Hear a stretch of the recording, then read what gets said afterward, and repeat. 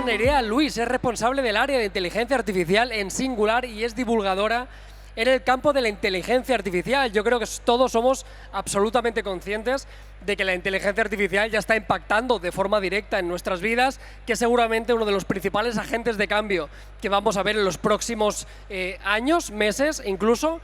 Creo que en una de las primeras ponencias del día ya hemos hablado un poquito de Dalí y algunas de las posibilidades. Así que nada, Nerea nos va a hablar de la inteligencia artificial y la realidad de un trabajo en constante movimiento. Así que Nerea, adelante. Buenas. Bueno, pues muchísimas gracias, la verdad, por invitarme y por tener una audiencia tan magnífica. Hay muchísima gente. Y tengo dos objetivos en esta ponencia, que va a durar más o menos 25 minutillos. Y el primero de ellos es hacer un recorrido rápido sobre lo que ha pasado en inteligencia artificial, más o menos como de 2015 para ahora, ¿vale? Hasta 2022. Y en paralelo voy a aprovechar, y ya que es más o menos de 2015 para ahora, no es casualidad, y tiene que ver con cuando yo empecé a tomar conciencia de todo lo que implicaba trabajar en este tipo de área de conocimiento, ¿vale? Por presentarme un poquito más, yo estudié ingeniería informática y entonces cuando tú entras en ingeniería informática tienes claro que, por ejemplo, pues, te puedes dedicar, no sé, al desarrollo de videojuegos, que es algo muy típico. Tienes claro que te puedes dedicar a desarrollar webs o apps móviles, pero cuando yo entré, allá por 2009, la inteligencia artificial todavía era una cosa como de robots, de futuro, de Terminators, ¿vale? No teníamos esta inteligencia artificial de hoy en día, donde hemos visto, bueno, pues casos de uso que podemos casi tocar con nuestras manos o ejecutar desde nuestro ordenador o nuestro móvil, ¿vale? Entonces mi historia comienza más o menos cuando yo termino la carrera, hago un máster y yo ya tenía muy claro realmente que el campo que me gustaba era la inteligencia artificial. Y el motivo por el que lo tenía claro era porque, bueno, pues a mí me contaron en clase que en el campo de la inteligencia artificial realmente tú lo que haces es utilizar código, utilizar, bueno, cierta base matemática, pero no, digamos, a nivel de cómo lo harías pues, en tus clases de cálculo o de álgebra, ¿vale? Más a nivel conceptual. Y luego puedes hacer algo que es como un poco de magia, ¿no? Que es que aprendan, bueno, pues con tus algoritmos, ¿no? Que son estas palabras que se han puesto tanto de moda, que aprendan a generar conocimiento, que aprendan a ser inteligentes. Y así es como comienza la charla, ¿no? ¿Qué es ser inteligente? ¿Por qué nosotros nos consideramos seres inteligentes? ¿Y por qué la inteligencia artificial es también inteligente, ¿no? A su manera. Al final nosotros asociamos la inteligencia sobre todo al razonamiento, ¿no? A la lógica, a que decimos, oye, sé cómo ir de un punto A a punto B, sé que si me tiran algo yo voy a intentar cogerlo, pero no siempre soy consciente de toda la toma de decisiones que yo hago, ¿vale? Porque habrá algunas que son pues, más implícitas, otras que serán más explícitas por el contexto, pero estoy segura de que todos, de forma reactiva, si os chocáis con alguien en este espacio, le pediríais disculpas, ¿no? O diríais, por favor, quiero pasar, ¿vale? Ese tipo de inteligencia, de forma colectiva, hace que sintamos, digamos, que nos comportamos de forma inteligente, aunque realmente son simples reglas de comportamiento.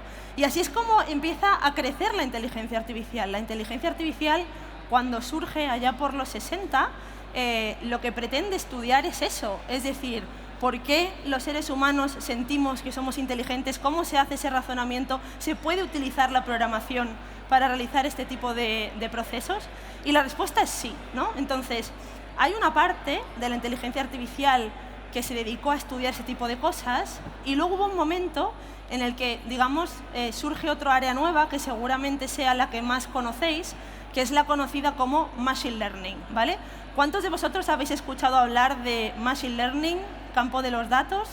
La mayoría, ¿no? Vale. También la mayoría de las personas piensa que solamente la inteligencia artificial es el Machine Learning, ¿vale? Y la inteligencia artificial tiene varias áreas, algunas más populares que otras. Hay algunas menos populares, como estas de representación del conocimiento o de planificación de las acciones, y luego hay otras que se han vuelto muy populares, como es la gestión masiva de los datos, ¿no? Con estos algoritmos de aprendizaje automático que nos permiten extraer patrones a lo largo de multitud de sectores, ¿vale? Sobre todo sectores donde puedo recabar gran cantidad de datos. Y de ahí genero conocimiento. Y entonces sé pues cuándo cada uno de vosotros vais a comprar en el Black Friday, por ejemplo, ¿no? O en qué sitios os gusta más comprar, ¿vale? Hoy que va mucho del tema. Entonces, una vez tenemos eso claro, luego tenemos los tipos de datos. Y allá por 2015, cuando os decía que yo empecé con mi doctorado, ¿vale? En 2015 lo que sucede es que todavía no había habido un boom del Machine Learning. Y uno de los motivos por los que no había habido aún un boom era porque la gente aún estaba aprendiendo qué era eso del Big Data, ¿vale? El Big Data, cuando se concibe, se empieza a hablar de arquitecturas de datos, de que las empresas van a tener que montar centros de cálculo o alquilarlos, ¿no? Se empieza a hablar de la nube, y hasta que no se asienta la nube, es muy difícil que podamos hacer nada más, ¿vale?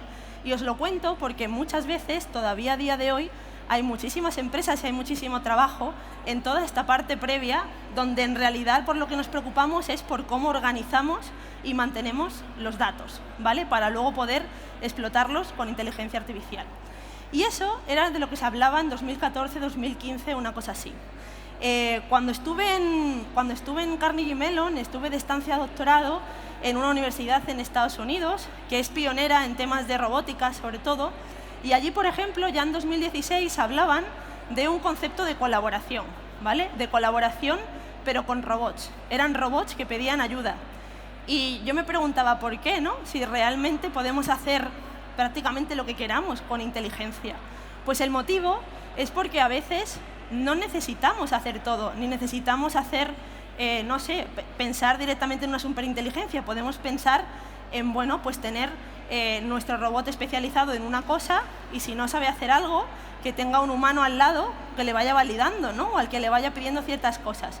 Y, por ejemplo, ellos lo hacían con un caso de uso muy claro. Tenían a los robots andando por la universidad, ¿vale? Tenían una plataforma de ruedas, y entonces el robot le forzaban a que no tuviese brazos. Y como no tenía brazos, cuando iba a sitios como el ascensor, por ejemplo, tenía de alguna forma que llamar la atención de alguien que estuviese alrededor para que hiciese por él esa acción, ¿vale?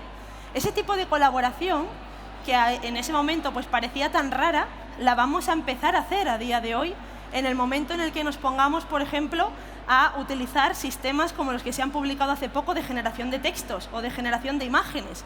En vez de tener un compañero robot, yo tendré mis herramientas software, como las que ya conocéis, pero que incorporarán estos procesos que a mí me van a ayudar, de alguna forma, a acelerar partes de mi trabajo, ¿vale? Y esto sucede porque después, un poquito más adelante, cuando ya hablamos más o menos de 2017, 2018, se empieza a popularizar otra de las áreas de inteligencia artificial dentro del Machine Learning que más escuchamos a día de hoy, y es ese famoso Deep Learning, ¿vale? Las redes de neuronas artificiales. ¿Qué pasa con este tipo de algoritmos? Pues que son mucho más complejos. Y como son mucho más complejos, sobre todo en cuanto a nivel matemático, nos permiten también trabajar de forma mucho más ágil con tipos de datos no estructurados. ¿Y a qué llamamos a esto? Pues a que tradicionalmente, cuando trabajábamos con Machine Learning, trabajábamos con números, ¿vale? Con tablas tipo Excel, ¿vale? CSVs, si habéis trabajado con este tipo de formatos. Y sin embargo había un reto en cómo trabajamos con imágenes, cómo trabajamos con texto libre, cómo podemos analizar toda una biblioteca de archivos, ¿vale? Y todo eso lo abre el Deep Learning allá pues más o menos por 2016-2017, sobre todo el boom sucede en 2018. Y esto es porque, bueno, nos damos cuenta de cómo paralelizar pues, cierto tipo de procesos a la hora de ingestar todas estas imágenes y todos estos textos, ¿vale? Cuando hablo de imágenes, para nosotros realmente son matrices, ¿vale? Matrices en el sentido de que contienen información en formato numérico de los píxeles, ¿vale? Pero cuando hablo de texto, por ejemplo, una de las cosas que hemos aprendido a hacer gracias a la inteligencia artificial es reconstruir todo un conjunto de documentos en formato de grafo, por ejemplo, viendo cómo pues, hay unas palabras, ¿no?, que se asocian más a un tipo de palabras o a otro, o se encuentran más cerca o son más similares de unas que de otras en función del conjunto de documentos. Y esto es brutal, porque aunque lo veamos así, el poder trabajar con este tipo de datos, tanto las imágenes como los textos, hace que podamos entender procesos que hasta ahora mismo había sido completamente imposible, ¿vale?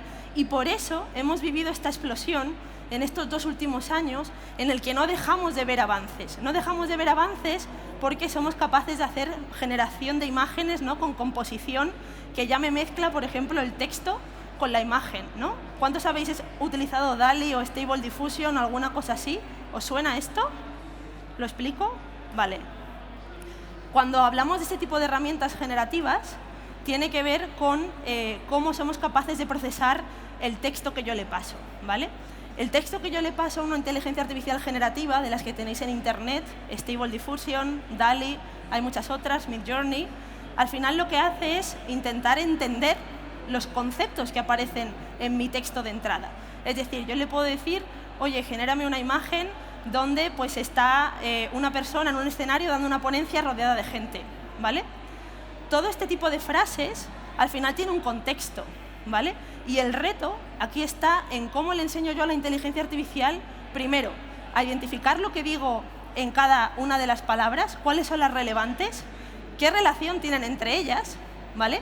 Y luego, bueno, pues igual hasta colores asociados, texturas, situación de los elementos, ¿vale? Y de todo eso depende el contexto. Y os lo cuento así para que veáis lo complejo que es simplemente hacer esa tarea. Una vez que termino con esa tarea, tengo que ser capaz de encontrar una representación visual de cada uno de esos elementos que yo he identificado en esta frase, ¿vale?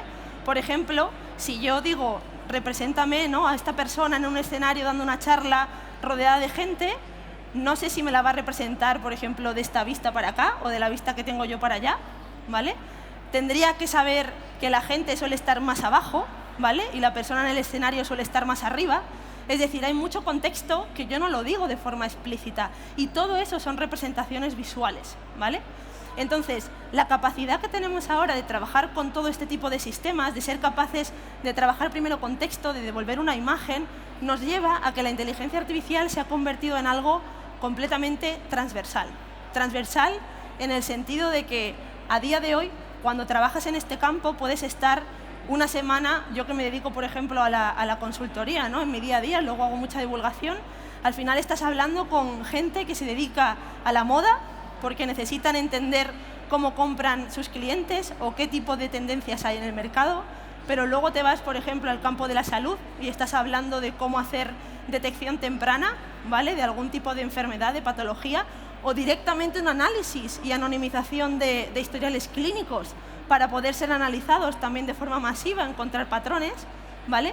Pero te puedes ir también a muchísimos otros campos, como puede ser ahora el sector audiovisual, con toda esta generación de imágenes, o una de las tendencias que se espera dentro de muy poco, que es la generación directamente 3D con inteligencia artificial, ¿no? Entonces, somos un campo transversal y creo que esto es bonito. Yo cuando empecé toda esta carrera, en mi doctorado, ni siquiera me imaginé que fuese a avanzar tan rápido. De hecho, a mí lo que me decían era, jolín, los que os dedicáis a esto de la inteligencia artificial sois como los frikis de la computación, porque realmente había poco más que dedicarte al mundo de la informática en sí, ¿no?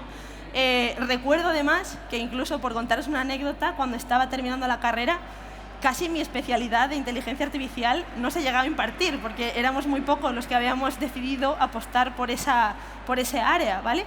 Sin embargo, a día de hoy es completamente contrario. Nadie estaría preocupándose hoy por entender el hardware a bajo nivel, ¿no? Ya te vas directamente a este tipo de procesos.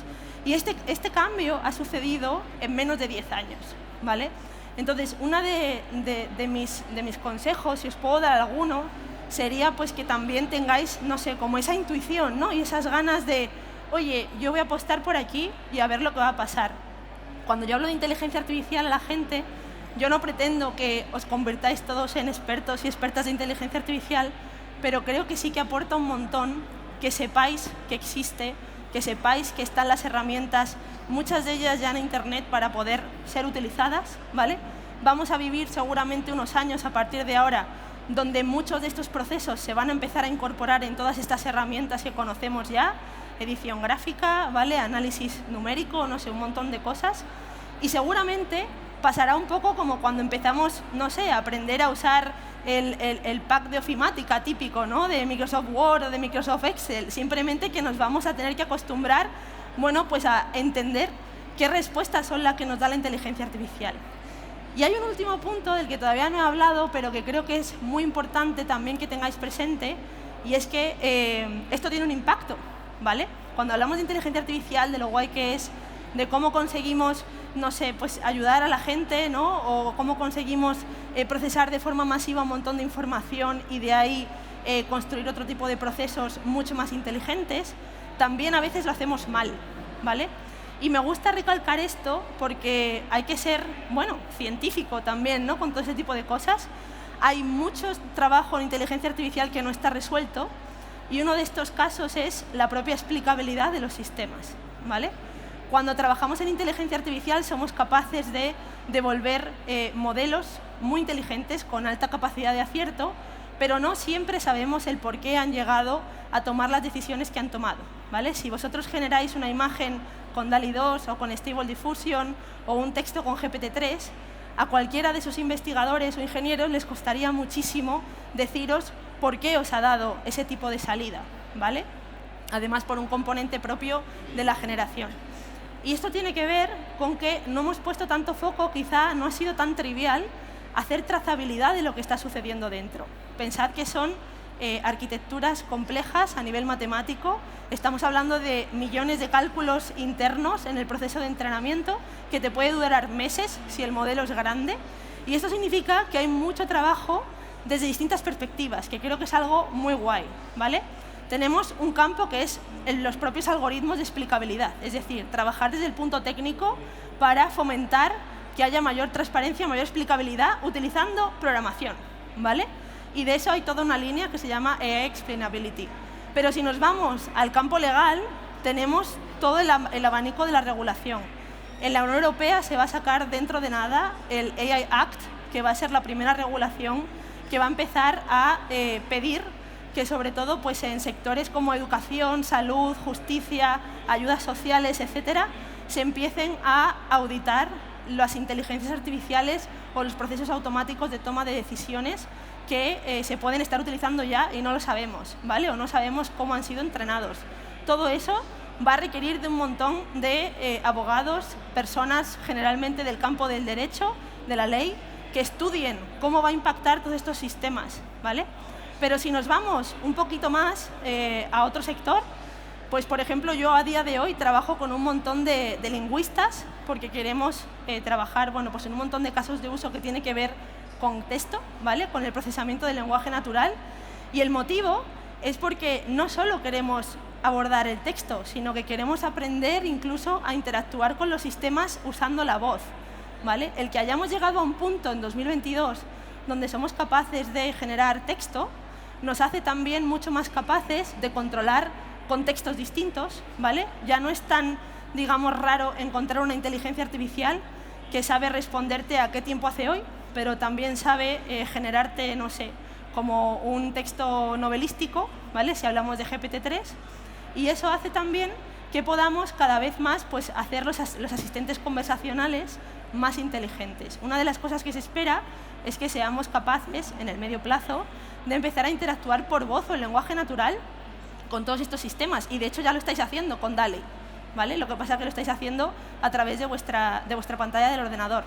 Entonces, creo que está muy guay que conozcáis todo esto. Hay otro tema que sería ya la propia privacidad de los datos, hacer ingeniería inversa, que ya nos iríamos más hacia un campo de la propia ciberseguridad aplicada a inteligencia artificial, pero al menos con esto quería, bueno, pues daros una panorámica de cómo personas con distintos perfiles, con distintas motivaciones, ¿vale?, puede ser muy útil en equipos sobre todo diversos, ¿vale? Hemos llegado a un momento en el que los equipos de inteligencia artificial, sobre todo si vamos a trabajar en sectores donde hay personas detrás, tienen que ser diversos, tiene que haber distintas disciplinas, distintos backgrounds, habrá gente más de desarrollo, habrá gente más de datos, habrá gente de otras disciplinas, pero todos pues con una misión común, que es intentar que la inteligencia artificial, si la vamos a utilizar, al menos que sea de una forma justa, transparente y que nos beneficie, ¿no?, yo creo.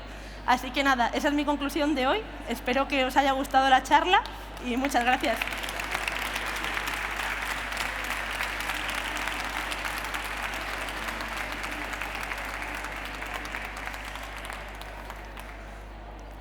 No sé si está... Hola Nerea, ¿qué tal? ¿Cómo estás, reina? Ya estoy llegando. Te me has ido en el momento, casi saco una En el inteligencia momento artificial para que me pregunte. Ay, te pido disculpas, Nerea, que estaba ahí, me ha parado un chico y dice, Black Friday, ¿qué me compro? Me ha dicho. ¿Qué teléfono me compro? Yo tengo la responsabilidad de decírselo.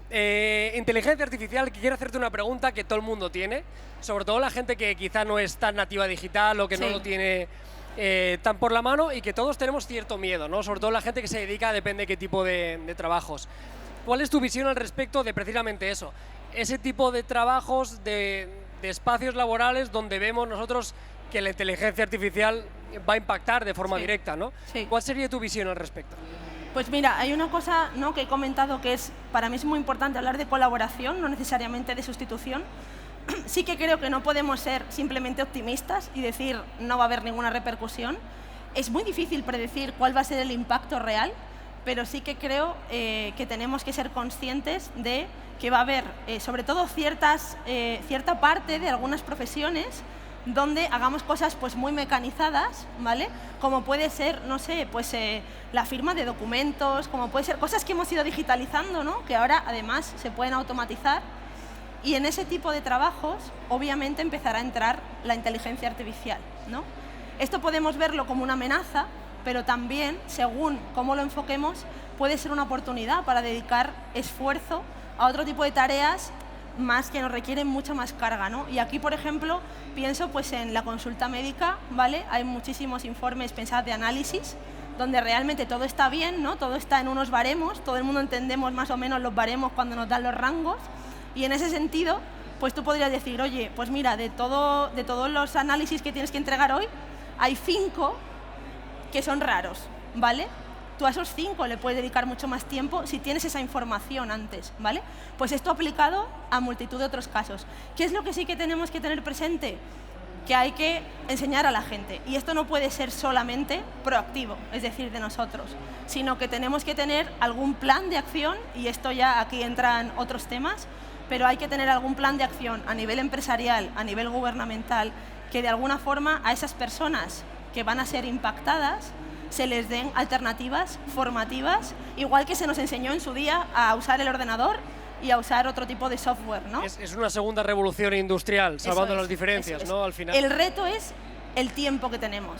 Antes teníamos ventanas de tiempo más grandes, ahora, al ritmo que estamos avanzando, pues hay veces que es muy difícil predecir cuándo de verdad va a haber un cambio grande a nivel laboral, ¿no? Y yo creo que además, yo creo que a todos los niveles de la tecnología, en especial también con la inteligencia artificial, creo que será muy importante no dejar nadie atrás. O sea, todo esto va más rápido y cada vez la adopción para depende de qué partes de la sociedad o depende de qué estratos a nivel económico se pueden quedar totalmente de lados. Creo que es muy importante que esa gente, esas personas o esos núcleos de población también sean capaces de subirse al carro y se puedan beneficiar. De hecho, hay una cosa que no me ha dado tiempo a comentar, pero creo que invita a la reflexión, y es pensar, cuando hablamos de históricos de datos, hablamos de los contextos que conocemos, pero en los históricos de datos muchas veces hay colectivos totalmente infrarrepresentados o invisibles, y aquí, por ejemplo, pues entra muchísimo, ¿no?, pues colectivos de inmigración, en algún sector incluso concreto, pues temas de mujeres, por ejemplo, en salud y medicina, pero también podemos hablar de discapacidad, ¿vale? ¿Cuántas personas, si trabajan con inteligencia artificial y han trabajado con datasets, ¿no?, con conjuntos de datos para igual clasificar o identificar personas, ¿no?, en una foto, apenas hay imágenes con gente en silla de ruedas cruzando una calle, ¿no? Y esas personas existen. Entonces, el reto ahí, por eso hablaba de que al final va a haber muchísima diversidad de perfiles, porque yo igual necesito a un sociólogo para yo darme cuenta de este tipo de cosas.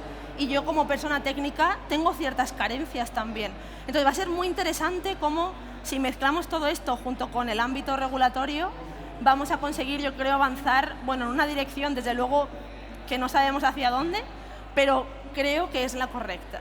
Está claro que se vienen años apasionantes, va a revolucionar toda la inteligencia artificial, como has dicho en la ponencia. Y la última pregunta que te quiero hacer, ya por cerrar, porque hemos acabado de hablar de un poquito como a futuro, qué podrá suceder en unos años, de todo lo que hay ya usable, más o menos, has comentado antes algunos pequeños ejemplos, de todo lo que hay, ¿qué es lo que tú crees que a día de hoy ya tiene una utilidad práctica real? Que tú digas, ostras, yo creo que hay una serie de sectores que ya se pueden beneficiar desde ya, si así lo quieren, de la inteligencia artificial. Bueno, pues hay bastantes casos de uso. Me voy a centrar, si quieres, como casi todo el mundo pues se ha trabajado, ¿no? O se ha visto en Internet estos ejemplos de generación de imágenes o de generación de texto, pues por ejemplo podemos ver cómo, no sé, pues crónicas deportivas, igual de partidos que son muy similares en cuanto a estructura, ¿no? Pues el partir de una base utilizada, digamos, ya generada con un texto que le das como, bueno, un cierto envolvente y luego tú le das esa personalidad tuya como periodista, ese creo que es un enfoque muy interesante porque también te alivia la carga de trabajo sin dejar de ser un texto que luego puedes en cierta forma hacer tuyo, ¿no? Y luego creo que hay otro tema muy interesante que es la generación de datos sintéticos, por ejemplo.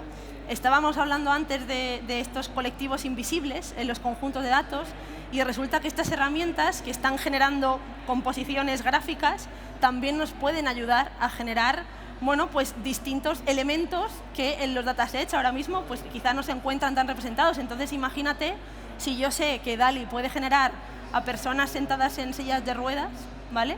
Pues podría generarme 500 imágenes totalmente diferentes, ¿vale? Que igual a ojo de la inteligencia artificial sería lo mismo que hacerle fotos a personas reales, ¿no? Entonces no perdamos de vista que incluso la inteligencia artificial nos puede ayudar a veces a corregir, ¿no? También estos desequilibrios y creo que son dos ejemplos con los que nos podemos, bueno, quedar. Pues muchísimas gracias, Nerea, ha sido todo un placer. Un placer, de verdad. Gracias.